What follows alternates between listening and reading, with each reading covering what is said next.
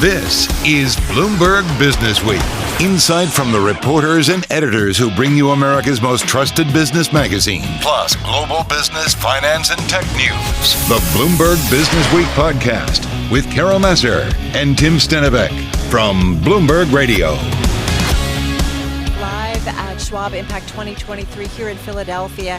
And we just heard Charlie wrapping up the markets right now, but the S&P 500 still headed toward its lowest since May. Gauge briefly crossing the threshold of a correction, down 10% from its July peak. So I'm curious what Jeff Kleintop has to say about all of this. He's Chief Global Investment Strategist at Charles Schwab, and he's here with us on site. It's good to see you. It's been a while. Thanks for having me. Yeah, it's great to be back. So what do you make about, I don't know whether it's smart to ever look at one day given day of trade or really think about kind of where we are from the summer. Like, how do you look at it? There have been a lot of days like this, Carol, though. That's what I'll say recently. Well, and this is a wacky one where we got aggressive growth data, backward looking, and then yields moved lower. So how do you look at it? Yeah, they came down, and way? Those Magnificent Seven stocks weren't so magnificent today. They were the Keystone Cops, I guess, just tripping over themselves. Mm-hmm. And I think that's one of the interesting things I've noticed, particularly in recent months, but really over the last year.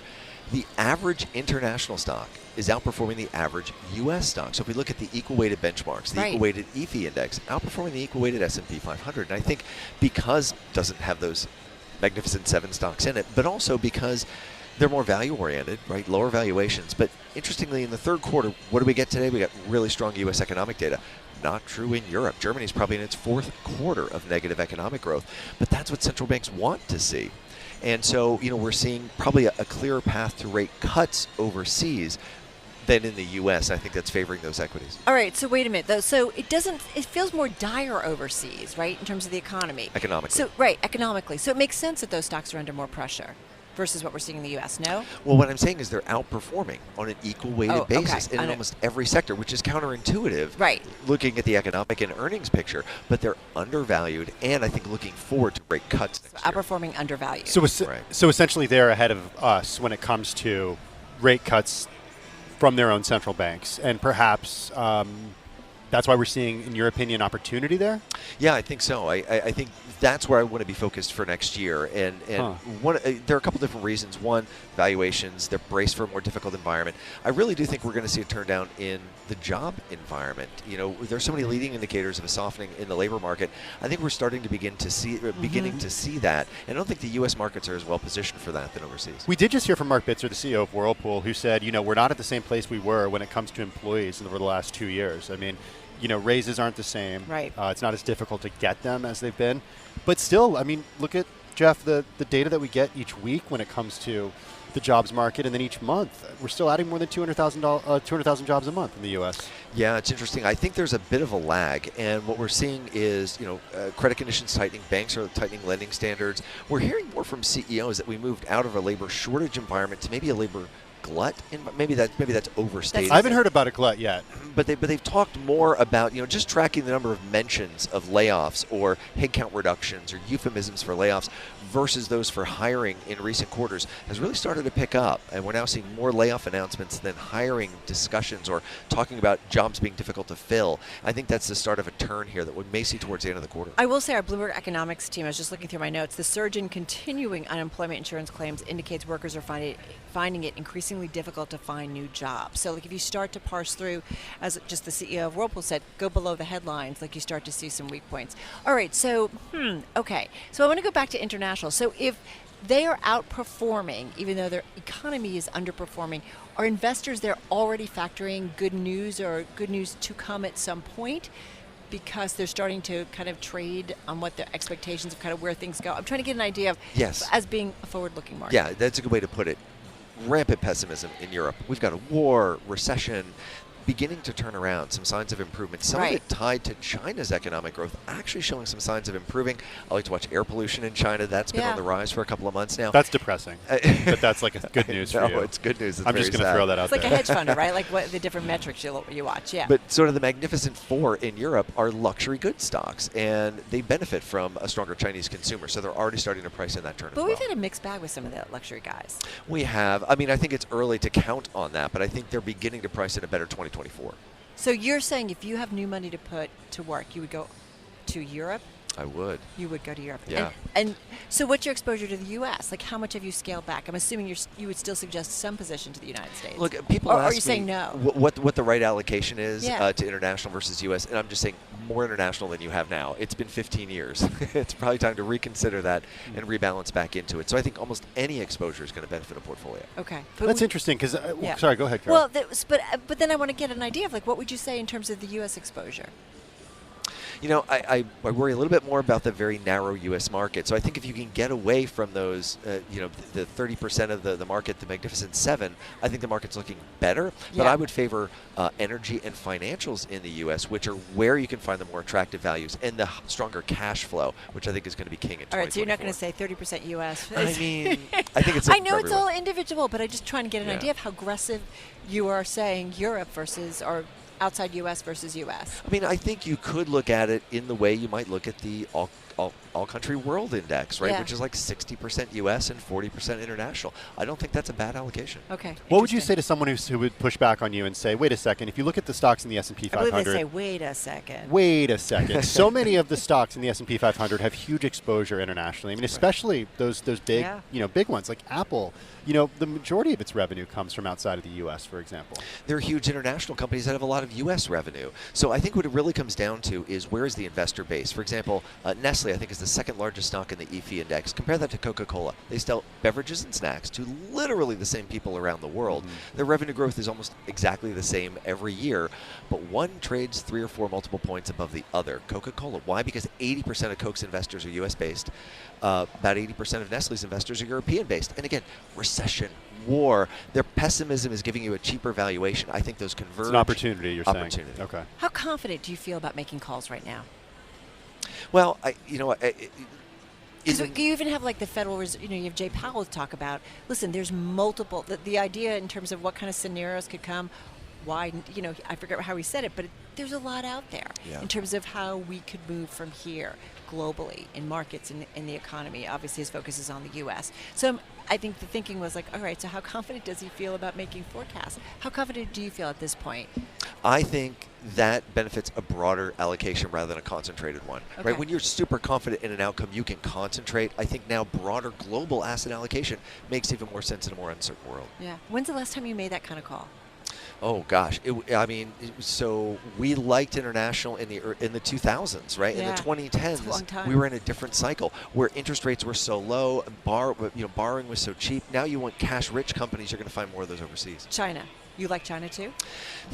China's a tougher call. I do think the economy is improving, but geopolitical risk is such a wild card over there, and the stocks can swing 60% on up or down. We've even seen that this year. Is that a no?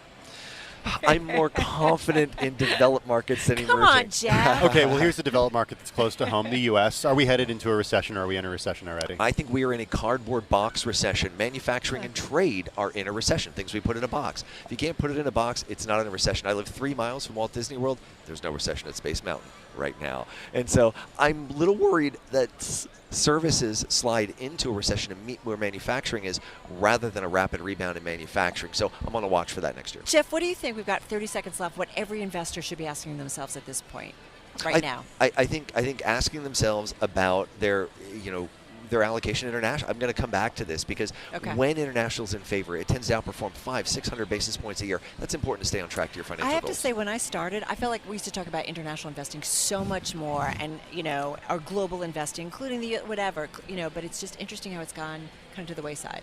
Yeah, time to reconsider. With good reason, maybe. But maybe it's a different environment. Jeff, thank you so much. My pleasure. Thanks for having me. Really fun. Jeff Kleintop, Chief Global Investment Strategist at Charles Schwab, obviously on site with us here in Philadelphia at Schwab Impact 2023. A lot going on. Carol Massar, Tim Stenovec, a lot more interviews to come actually from this event. You're listening to the Bloomberg Businessweek podcast. Catch us live weekday afternoons from 3 to 6 Eastern. Listen on Bloomberg.com, the iHeartRadio app, and the Bloomberg Business app. Or watch us live on YouTube.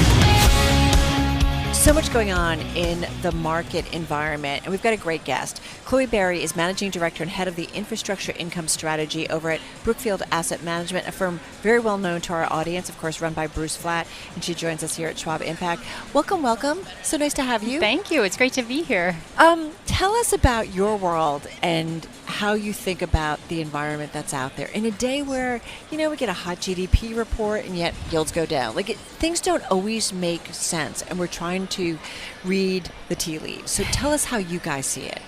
Yeah, so look, in infrastructure, the beautiful thing about infrastructure is that it's really an asset class for all cycles, right? So current environment only plays a small part in what we're looking for, because infrastructure are essential assets. They're the backbone of the global economy. They're, the electricity transmission lines powering the buildings we're sitting in. It's the telecom towers, pinging the signal for this call, or the, data centers housing our photos. And so these are essential assets with long-term contracted revenues, inflation linkage, and downside protection through these stable cash flows. And so infrastructure is really what we like to say is an asset class for all cycles. And so we don't have to predict what's going to happen tomorrow to have a stable, predictable cash flow stream. To what extent do you watch government spending around the world affecting your asset class? Yeah, so it's a really good question, because so much is going on in that right now, right? We've seen the Inflation Reduction Act, the CHIPS Act, the Infrastructure and Jobs Act. It's all positive. We love people talking about infrastructure. They should be talking about infrastructure. We need to modernize our infrastructure. And so it's great that it's more of a household topic. And all that influx of capital, all the incentives that the government is putting, multiple governments are putting really into the infrastructure sector, is really a tailwind. We at Brookfield, we don't rely on those, to make an economic return on our investments, but they are huge tailwinds for the sector. But one challenge with rising interest rates, of course, is also the deficit. And there's a concern, too, that Washington might pull back on some of the spending as a result of rising rates and as a result of, there's no other way to put it, but disagreements between Democrats and Republicans. Things are pretty fractured even within parties as we speak. How does that concern you? So again, we're not relying on, the government programs to earn our return that we're looking, down to it. We are economic investors looking for a return, and we don't rely on that. It's helpful, but really we're looking, for assets that withstand that, and I think just more generally, it's the interest rate environment and capitalized, or I should say, more constrained balance sheets, whether that's governments or corporates, right, that are trying to delever in this environment. That creates opportunity for us because we're private capital investors. And there's a huge deficit in what these governments and corporates who have traditionally funded infrastructure can spend in today's market relative to the trillions of dollars that needs to be spent to upgrade our infrastructure. And so we play a really critical role, and opportunities are opening all the time because of that. Where are more opportunities, public or private infrastructure? So we're predominantly private market infrastructure, right? But we see opportunity in the public markets to take assets or companies private.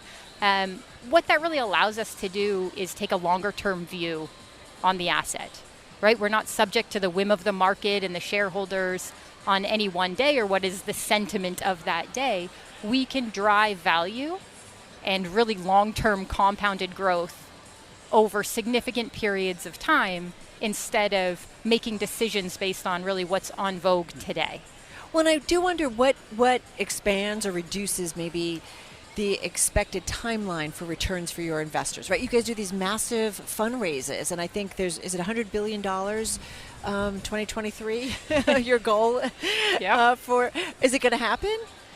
So look, infrastructure, I think that number is across Brookfield more broadly. Okay. In the infrastructure space, look, we're raising huge amounts of capital. And it's still coming in. It's still coming in.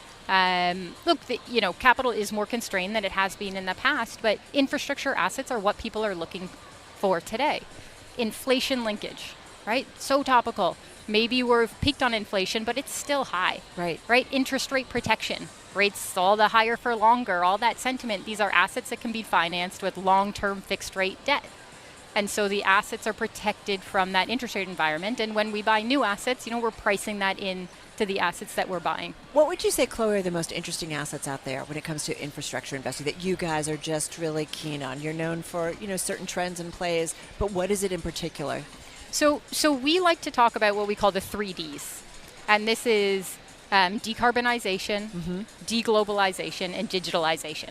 And so really this is about decarbonization. It's everything from more renewable power generation. Of course, that's an obvious one, but it's going beyond that. It's building out electricity transmission lines to connect that renewable power to population centers or to the grids, and it's in our homes. It's residential infrastructure, solar, rooftop solar panels, heat pumps, generators, EV charging stations. What about nuclear? So nuclear, where we like to play in nuclear is on nuclear services. Right, so nuclear generation itself is often done by governments, or government utilities, and because big projects. So this is again where public drives it, but you guys find opportunities. We will service it and be around the ancillary, but we will not generate the nuclear power. Where do you lie on that in terms of do you believe more of that will happen in the U.S. or are those projects too big and too daunting for local governments to take on? Just in the last 30 seconds that we have. So we believe that nuclear will play a critical role in decarbonizing our environment and really, energizing the world of the future. It's really critical for that baseload power. Even in the U.S.? Yes. Really? Do you see signs of it? Look, there's opportunities kind of around the world where we're seeing it. We just looked at in Poland and got some opportunities there.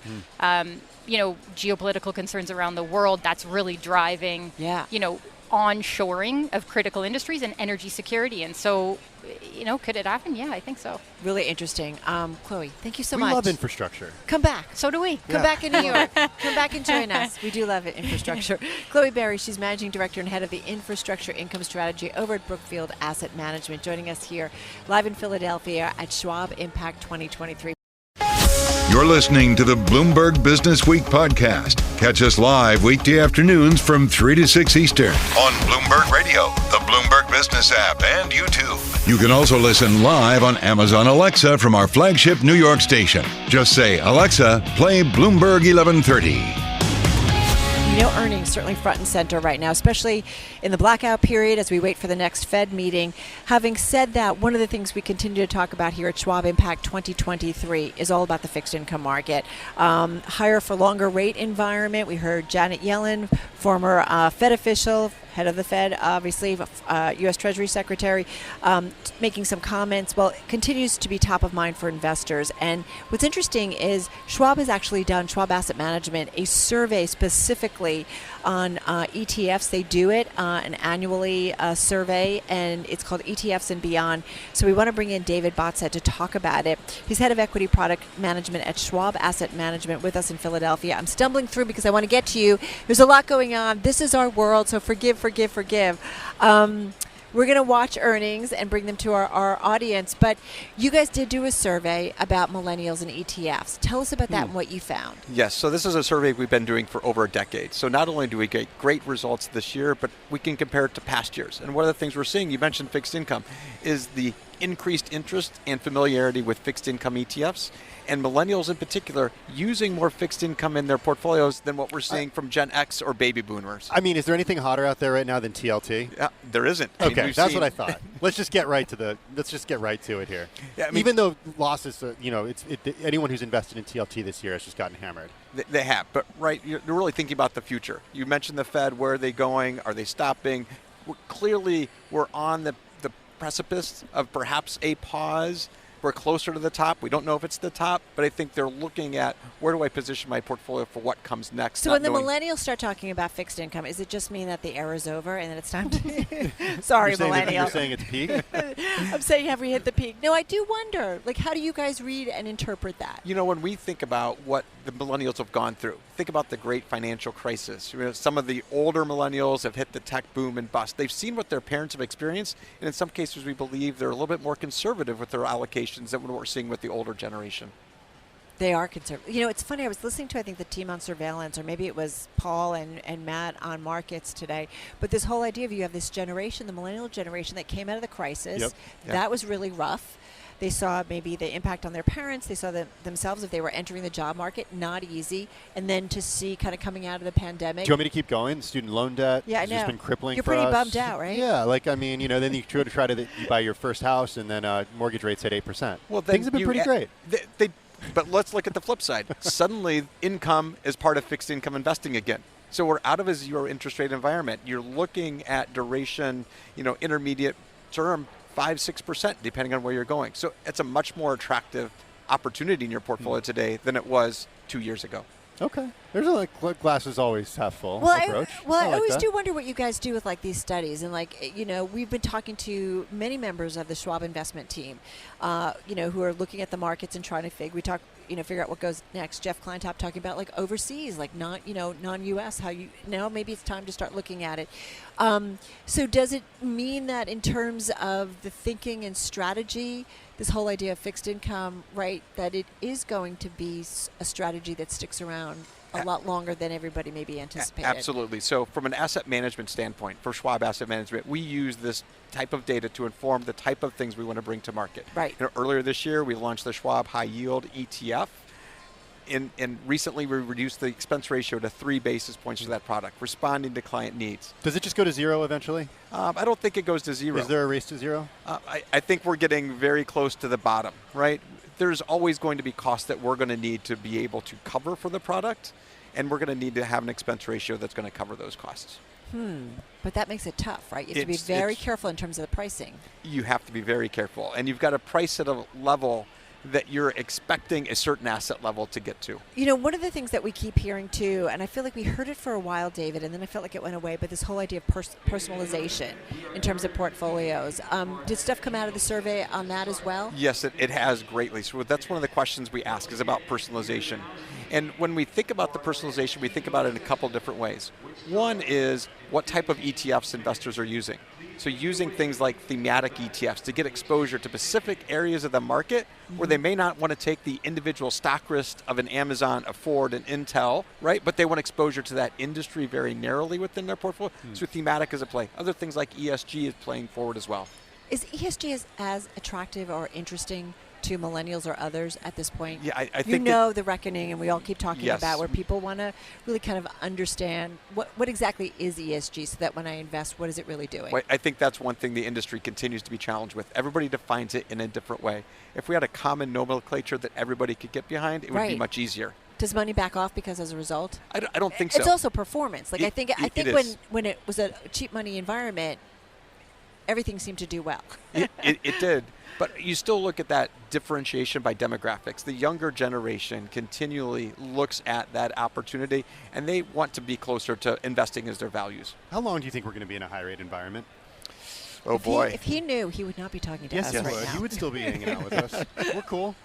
We talk about TLT. We talk about new ETFs. So I don't know how long we'll be in a high rate environment. I sat through a session yesterday, and they asked the group of RIAs that were in the room, how many of them thought interest rates were going to come down from the Fed in the first half of next year? Yeah. I'd say it's probably 10-15% of that audience. Okay. They asked about the second half of next year. It was like 90% of the audience. So I think it's telling from the community and from the professionals we have at this conference what their view is. Yeah, but remember, was it earlier this year that if you had done that, you probably would have got the same response? Like when the regional bank crisis. That is very and so true. forth? Very so true. It's just been a tricky environment. It is a very tricky environment. The numbers came out this morning. The U.S. economy much stronger than anticipated. I don't think anybody was necessarily and yields expecting. went lower. Yes. So it's really fascinating. Great to check in on the survey. Thank you so much. And thanks for your patience as we were going through kind of all of the earnings. Completely understand. Thanks for the time. So appreciate it. David, be well. David Botset, he's head of equity product management at Schwab Asset Management, on site with us here in Philadelphia. You're listening to the Bloomberg Businessweek podcast. Catch us live weekday afternoons from 3 to 6 Eastern on Bloomberg Radio, the Bloomberg Business app, and YouTube. You can also listen live on Amazon Alexa from our flagship New York station. Just say, Alexa, play Bloomberg 1130. We are live at Schwab Impact 2023, and there's a lot of activity. You might hear some stuff in the background. It's like, we're getting toward the end of the keynote here. People are packing up. The wine is out. The Wi-Fi is working really well because people are starting to leave. So That's we're just setting the scene here. They at actually, Impact before we 2023. went on air, they're like bringing us wine, which was like, yes, no, yes, no no. wine until 6 o'clock, Carol. We can't no wine do. until 6 o'clock. All right, we're gonna get serious for a moment because the markets. Charlie was breaking down some of the earnings, a lot of stuff. We saw a rebound in tech giants kind of fading in the after hours. Amazon whipsawing around. It's a hard market to make sense of. Bring in Kevin Gordon. Hello, senior investment strategist at Charles Schwab. I'm curious. After 2 days, they are wrapping up, but there's been tons and tons of conversations about kind of where we are and where we go from here. So tell us about some of the chats you've had, and have you had all kind of altered your outlook about maybe the next 6 months here for the markets? You know, it's it. We kicked it off on the big stage Tuesday night. I took with Jeff Kleintop, our chief global strategist, and Mike Townsend, who's our man in Washington. And at the time, it was who's going to be the speaker. And, you know, in Washington fashion, it's got solved, you know, pretty quick, as no one was expecting. Exactly. Quick is not typical. Well, quick after a few weeks. After a few weeks, yeah. But after so many, you know, disruptions and trying to figure out who it was going to be. But, you know, I think the outlook actually hasn't really adjusted, in my view, because you've got these really interesting opposing forces at work in at least the U.S. equity market, which is, you know, what I focus on, where since July, definitely it's been exacerbated over the past month, but since the July peak for the S&P, you've had a pretty significant washout in sentiment, both on the attitudinal and the behavioral side. And the degree of pessimism we're starting to see in all the metrics that we track would actually start to lay the groundwork for a pretty nice rally. I like when people get down on the market. The only trouble with that is you need a catalyst to get you there. And so the opposing force for that is that you don't have breadth statistics that are acting well at all. Whether you're looking at the percentage of, you know, S&P 500 members or Russell 2000 members above their 50 or 200-day moving average. Regina Martin Adams. Yeah, exactly. They're not there. And so that deteriorating breadth puts more downward pressure on the market, and that's the two opposing forces right now. So what could be that catalyst? I mean, does it have to be a rate cut from the Fed? No, I actually don't think that's what we need. I think definitely more clarity on whether we've got the pause in place, but I don't think that matters for the equity market at all. Because actually what's interesting is if you go back in the long history of the Fed and tightening cycles and when they've been done, you know, you could look at an average move for the S&P, and it's up just a little bit 6 and 12 months after that final hike. Right. But there's a huge range around that, with the max up 30%, then the min down 30% 12 months after. So you never want to use the Fed, you know, final hike or the first cut as a signal for the market itself. I actually think the catalyst is probably somewhere within earnings because season. I feel like so many other people are like, hey, as soon as the Fed stops, that's like, historically what? He just said he just said what the catalyst is, and I didn't hear.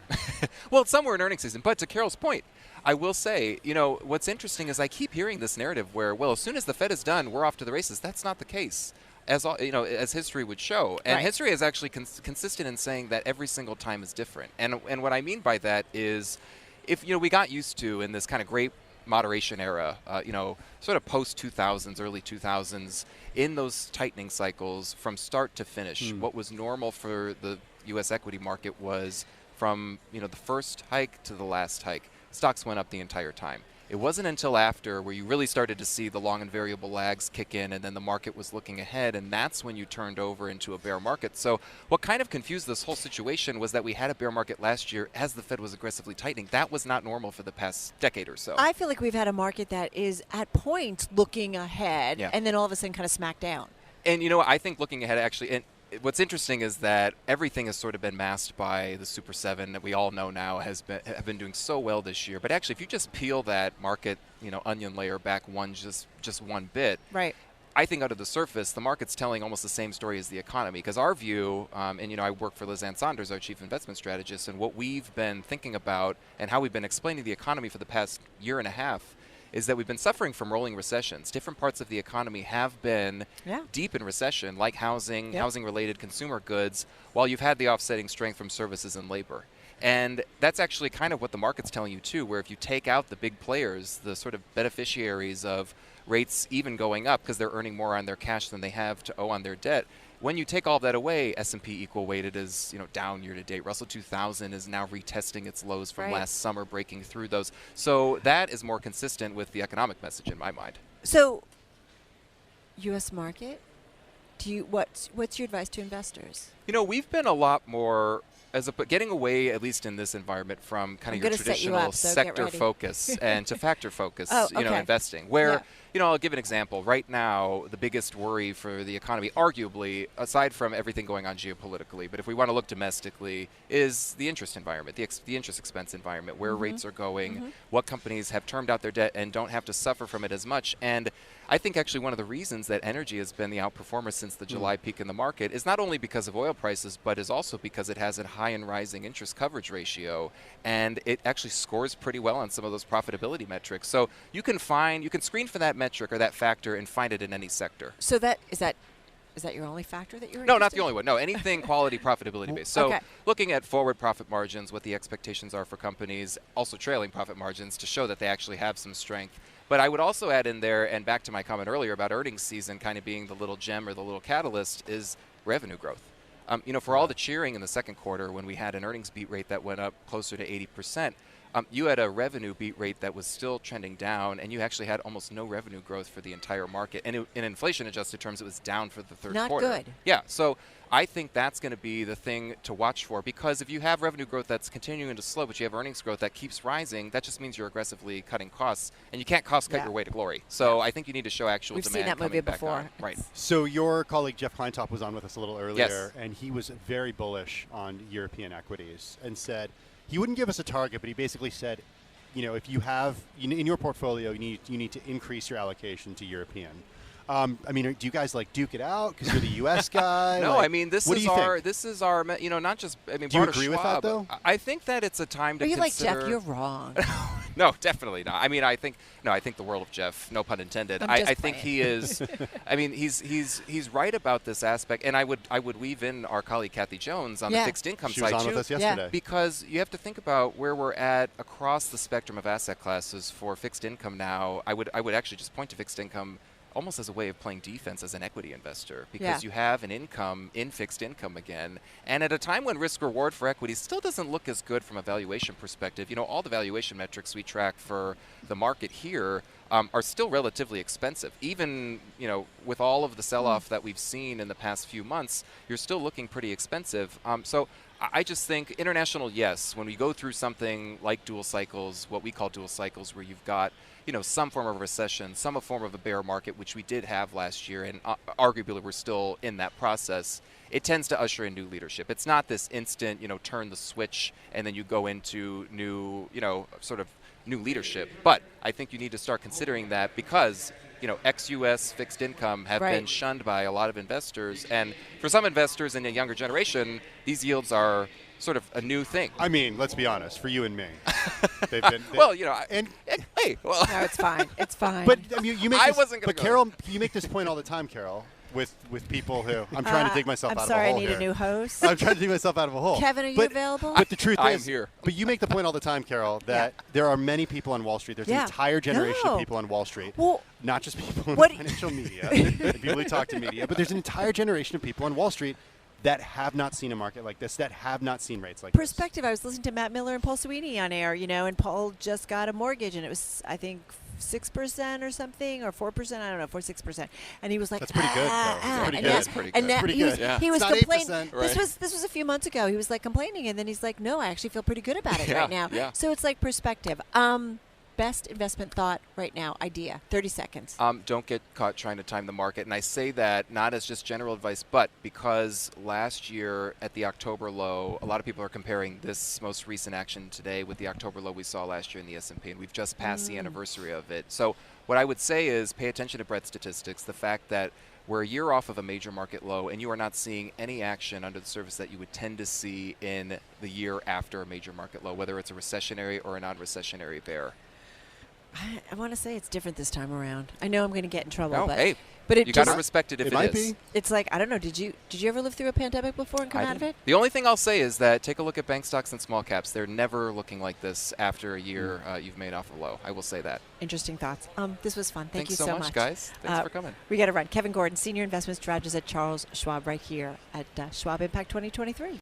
You're listening to the Bloomberg Businessweek podcast. Catch us live weekday afternoons from 3 to 6 Eastern. Listen on Bloomberg.com, the iHeartRadio app, and the Bloomberg Business app. Or watch us live on YouTube. No secret when it comes to ETFs that they've been gaining ground on mutual funds for years. I actually started my career Flows, in right? business news. No, on the mutual fund industry. It was a mutual fund show. It was 25, 30 years ago. And you know what's pretty amazing? Because it was like everybody all of a sudden had 401ks and they were Well, investing. What's And the that's show what that it Bloomberg TV has now about funds? ETF IQ. ETF IQ. Right. So we're not doing a mutual fund show. We're doing an ETF show. It's really fascinating in terms of the shift. Yeah, the numbers are there to back it Yeah. up. So the divide between flows into the two different investment types widened to an all-time high in 2022, hitting a record rift, Carol, of $1.5 trillion. That's between bonds, or between ETFs and mutual funds. Up from $950 billion in 2021. Wow. That's according to our own Bloomberg Intelligence. It makes sense. ETFs are tax efficient and they trade like stocks. But what about separately managed accounts? And that's what we wanted to talk about, SMAs. Our next guest argues that they are even more tax efficient than ETFs. Manju Boraiah is head of Custom SMA Investments over at Allspring Global Investments. He is with us on site at Schwab Impact. It's getting a little darker. They're bringing the lights down. I know. Yeah. End of the day. We yeah. save the best for last. We like to do it intimately here. So talk to us. Make your case about SMAs. Sure. Yeah. I mean, as you were talking about the flows into mutual funds and ETFs, so what has happened, Carol, in the last, call it like a decade or so, is that SMAs have actually tripled in size. If you look at the overall SMA size, it's about 2.5 trillion and growing double digits. So it's probably the second largest growing, kind of vehicle after ETFs. Yeah. And there are kind of three factors that are actually driving that. So one is really, I think you mentioned ETFs are tax efficient, but SMAs are probably relatively more tax efficient than ETFs. So tax efficiency in the SMA vehicle is probably the most, just because you're holding individual stocks and bonds. So you can harvest losses and you can kind of basically maximize your after-tax returns, right? The second thing is customization. You've talked about like personalization, customization, touching all aspects of investing. Right. I think SMAs actually provide you a great vehicle to customize your portfolio based on investor needs, values, risk tolerance, tax objectives. And then the last thing is there's actually multiple trends in the industry that's actually helping assets move from legacy portfolios into kind of more tax Transfer efficient. of wealth, it sounds like. Exactly, yeah. The great transfer of wealth, moving assets from like brokerage to more managed solutions in the wirehouse space. So for that, again, SMAs is a great vehicle to do that. So those three factors. Yeah. But what happens when a lot of retail interest is in stuff that's kind of easy, which is like ETFs? And don't Right. SMAs have to be served by advisors? They do, yeah. So I agree. I mean, I think the knowledge base across the advisors is actually growing. It used to be the case that they didn't really understand what SMAs are. ETFs are easy. It's easier to buy. It's one line item versus like hundreds, right? But actually, that has changed in the last few years, Tim. So what has happened is, direct indexing, something that we all hear about. Is that an SMA? That's an SMA. Oh, interesting. Yeah. So if you think about SMAs, there are three big categories, right? Direct indexing in equities is the largest, followed by munis, and then taxable fixed income. Explain direct equities, because I think a Yeah. lot of people, they think about, like, buying an S&P 500 ETF. Right. Direct indexing essentially gives you tax benefits, but you're able to more control what's in that basket of stocks, right? That's correct, yeah. So you're essentially tracking an index passively. But what you're doing is, while you're doing that, you're harvesting losses. So you might be holding 200 stocks to track an S&P, right? You're not holding all 500. But in the process, when markets go down or go up, right, depending on what's happening, there will always be stocks in that 200 that you hold, which are in losses. So you can basically harvest them, right? And while you do that, you can accumulate those losses. So that actually helps you boost your after-tax returns, right? 2022, S&P was down 18%. The after-tax return, if you had direct indexing, was probably 4% better than that 18%, right? So tax alpha was close to 4 to 5%. Yeah. So if it's so good, why doesn't everybody do it? Because it's catching, it's catching hold. It's been a process. If you look at direct indexing, it's probably around 200 billion or more. But I think it's growing. It's growing double digits.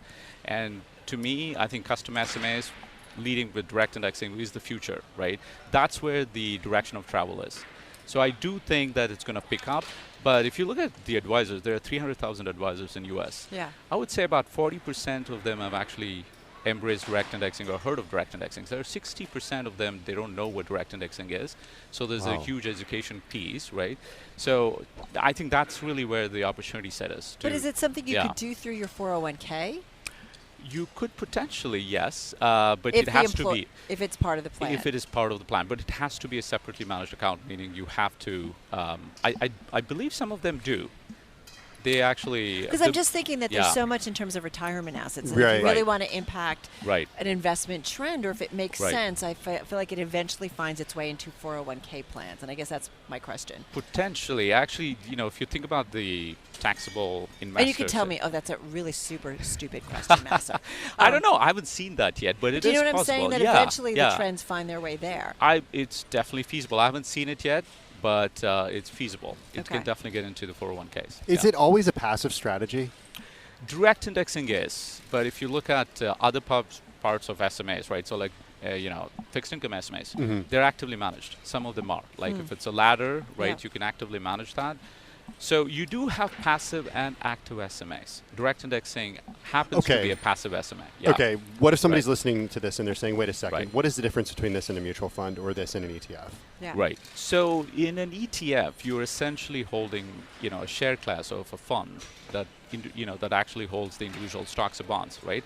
In SMAs, you're directly holding the bonds or stocks, and in an account. So you essentially have direct ownership of bonds or stocks. But in That's- a mutual yeah. fund, you're directly owning the stocks too, right? That's right, but you're holding part of the commingled fund, right? So you Yeah. don't really actually have direct ownership of stocks or bonds. So that's what, when there are basically capital, gains distributions and things like that, you get a piece of that, right, as part of owning the fund. But you don't really own like an actual share of Tesla or Apple, for that matter.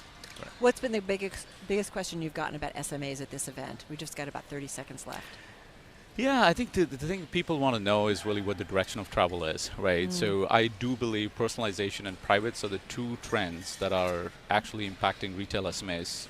So personalization, to me, it's all about custom SMAs, and custom SMAs is all about like direct indexing in equities, munis, and taxable fixed income.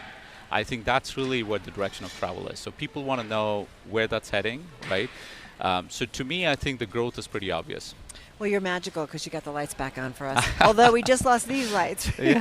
That's okay. Can't win them all, Carol. Yeah. Listen, this was really interesting. I really appreciate it. Manju Boraiah, he is head of Custom SMA Investments over at Allspring Global Investments, joining us here at Schwab Impact 2023. Thank you so much. Thank you so much. Thanks for having me. Yeah, be well. Have a good evening. This is the Bloomberg Businessweek podcast, available on Apple, Spotify, and anywhere else you get your podcasts. Listen live weekday afternoons from 3 to 6 Eastern on Bloomberg.com, the iHeartRadio app, TuneIn, and the Bloomberg Business app. You can also watch us live every weekday on YouTube and always on the Bloomberg Terminal.